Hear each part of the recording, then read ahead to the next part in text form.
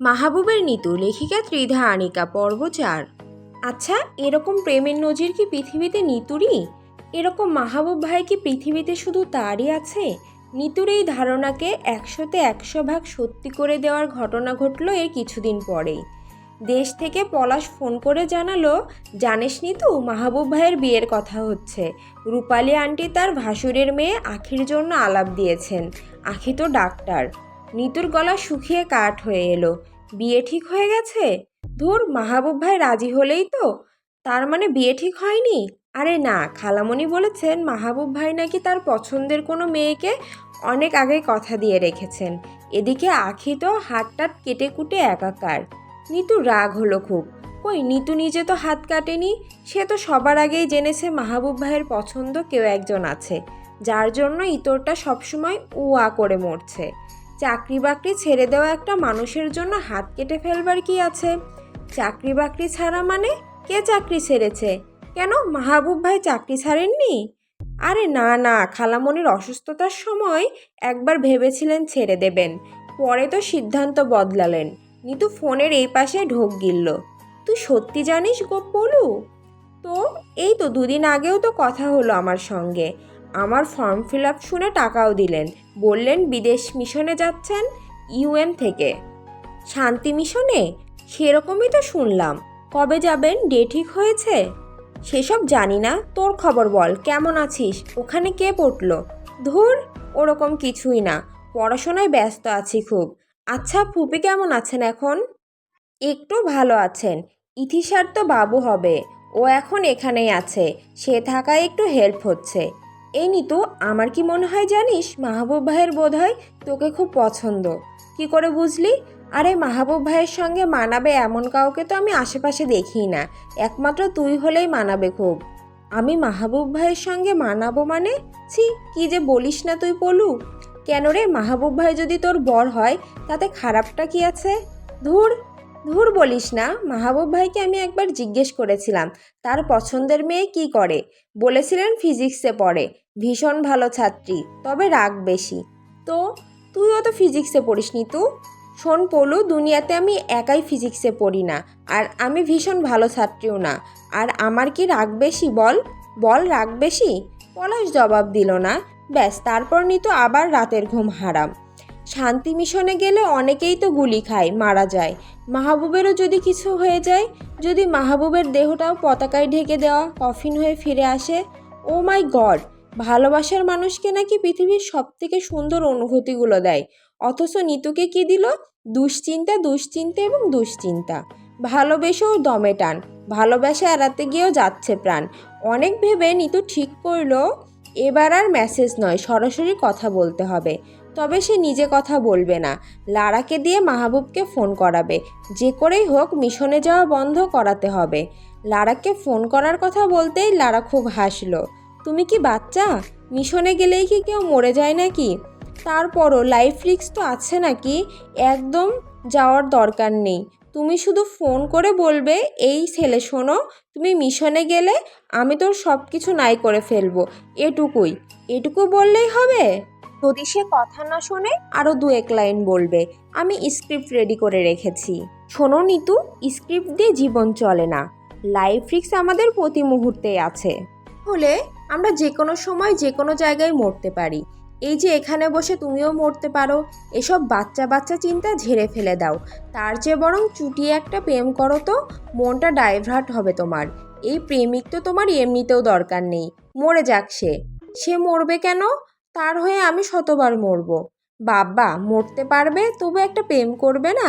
মরার চেয়ে তো অন্য একটা প্রেম করে তাকে ভুলে যাওয়া সহজ।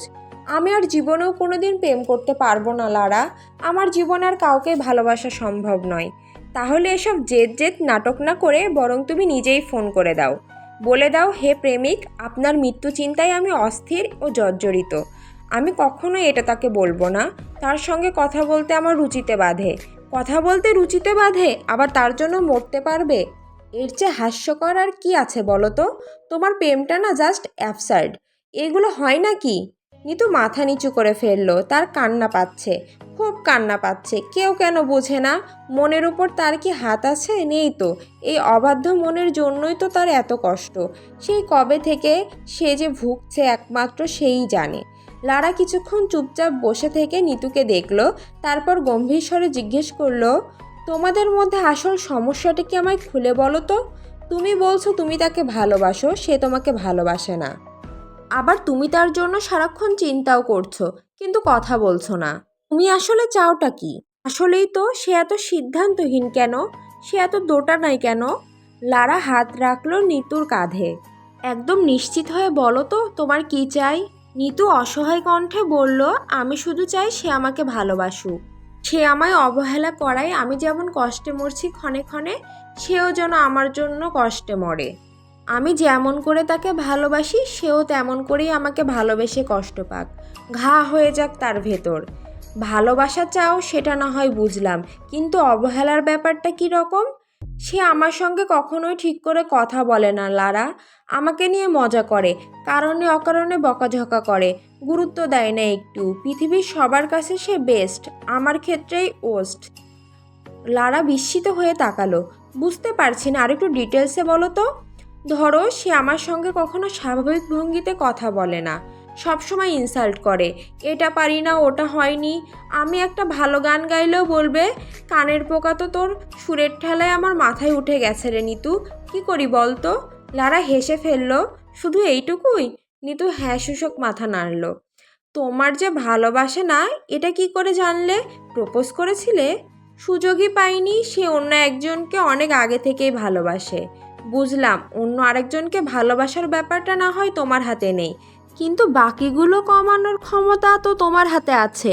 সেই কষ্টগুলো কেন তুমি কমাচ্ছ না?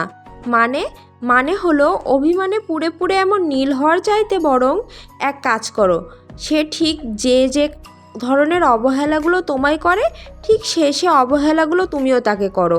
তুমিও তাকে হার্ট করে কথা বলো, এরপর দেখো কি হয়। আমিও তার মতো করে কথা বলবো? ইয়েস। সে যদি তোমায় একটা বকা দেয়, তার ফেরতে তুমিও তাকে একটা বকা দাও। সব থেকে ভালো হয় সে যেটা তোমার সঙ্গে করবে সেটা বরং তুমি তার আগেই তার সঙ্গে করে ফেললে।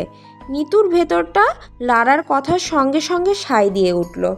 আমি আগে করলে লাভ হবে বলছো?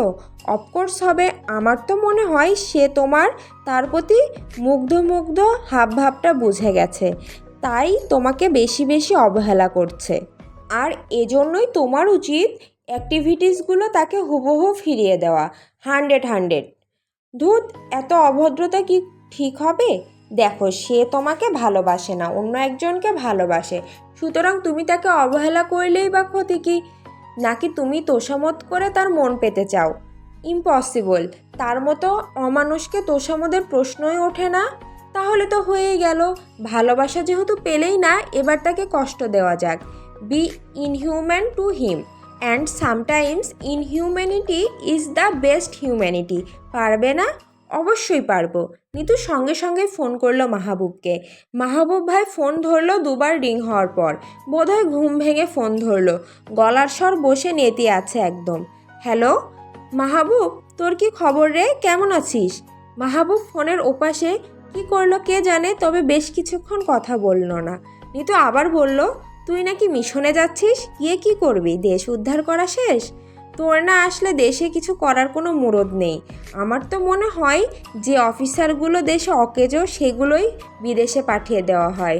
মাহবুব এবার কথা বলল, তুই কি কিছু খেয়েছিস নিতু? মদ গাঁজা বাড়ি গিয়েছিলি? নিতু থতমত খেয়ে গেল। তার টান টান স্বরে বলল, কেন রে, মদ গাঁজা খেলে তোকে বলবো কেন রে? তুই কি মদ গাঁজাখোরদের জন্য দপ্তর খুলেছিস? খেলে বুঝি তোর কাছে রেজিস্ট্রেশন করতে হয়? মাহবুব চড়া স্বরে বলল, নিতু শোন, আমাকে তুই তুই করে কথা বললে আমি মাহবুব নিতু হয়ে যাব না। আরেকবার তুই বলবি তো ঠোঁটে আগুন লাগিয়ে দেব। চুপ। নিতু ফোনের ওপাশে ভীষণভাবে কেঁপে উঠল। লারা ইশারা করলো নিতুকে। নিতু ফোনটা কানের পাশ থেকে সরিয়ে মুখের সামনে নিয়ে এলো। লাগা না লাগা, দেখি ঠোঁটে আগুন লাগা। এই দেখ, ঠোঁট বাড়িয়ে দিলাম আমি। কিরে, তোর আগুন কি নিভে গেছে নাকি? বারুদ শেষ তোর? মাহবুব ফোনের ওপাশে ভীষণ গর্জে উঠল। খবরদার নিতু, এমন চড় দেব 1 মাস কানে শুনতে পাবি না। নিতু কৌতুক ভরা স্বরে বলল, তুই চড় দিবি আর আমি বসে থাকবো ভেবেছিস? আমিও তোকে চড় দেব, এমন চড় দেব যে 1 মাস, না না না, 2 মাস তুই চোখে দেখতে পাবি না। বলেই নিতু লাইন কেটে দিল। শুধু লাইন নয়, তখনই ফোনটা সুইচ অফ করে টেবিলের উপর রেখে দিল। বাপরে বাপ, ফোনটাকেও ভয় লাগছে তার। আজ করেছেটা কিসে? ভাগ্যিস দেশে নেই এখন সে। মাহবুব ভাই এখন তাকে সামনে পেলে নিশ্চয়ই মাথা ফাটিয়ে দিতেন। তবে অনেক দিন পর সেই রাতে নিতুর বেশ ভালো ঘুম হলো। সুন্দর একটা স্বপ্নও দেখলো সে। একটা চমৎকার নীল জলের ঝিলে সে একা একা নৌকা বাইছে। সেই ঝিলে এক ঝাঁক নীল রঙের হাঁসও সাঁতার কাটছে। ঝিলের এক পাশে পেঁচা তুলোর মতো অচেনা নীল ফুল। আহ, কি ভীষণ সুন্দর! হাঁসগুলো সাঁতার কেটে যাওয়ার সময় নিতুকে ডেকে কথাও বলল। ভালো আছো নিতু? নিতু হেসে বলল, হ্যাঁ গো হ্যাঁ, তোমরা ভালো আছো তো? আমরাও ভালো আছি গো। তুমি একা কেন? তোমার বর আসেনি? নিতু হেসে বলল, আমার তো বিয়েই হয়নি। কি বলো, বিয়ে হয়নি? যাও তাড়াতাড়ি বিয়ে করে নাও। তুমি জানো না বর ছাড়া এই নীলদিঘিতে নামতে নেই? বিয়ের কথা মনে পড়তেই নিতুর মনে পড়ল মাহবুবের কথা। সে স্বপ্নের মধ্যে নৌকায় বসে ভাবল তখনই বিয়ে করে ফেলবে। সে ডাকলো, মাহবুব ভাই, মাহবুব ভাই, একটু এদিকে আসুন তো, আপনাকে বিয়ে করব। মাহবুব ভাই তখন কর্কশ কণ্ঠে জবাব দিলেন, এখন কি করে বিয়ে করব? এখন তো আমি নৌকা। নিতু আশ্চর্য হয়ে তাকালো। আরে সত্যিই তো, নৌকাটাই তো মাহবুব ভাইয়ের গলার কথা বলছে। আপনি নৌকা হয়ে গেলেন কি করে?